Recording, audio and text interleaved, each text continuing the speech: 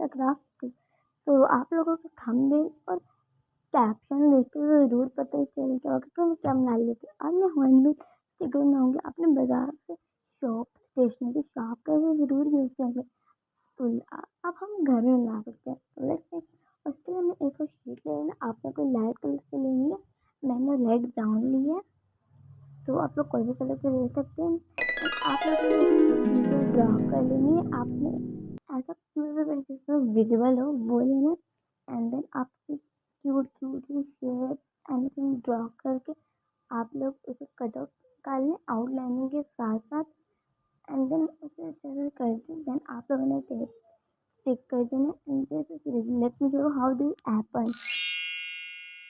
And if you are new in our channel, subscribe.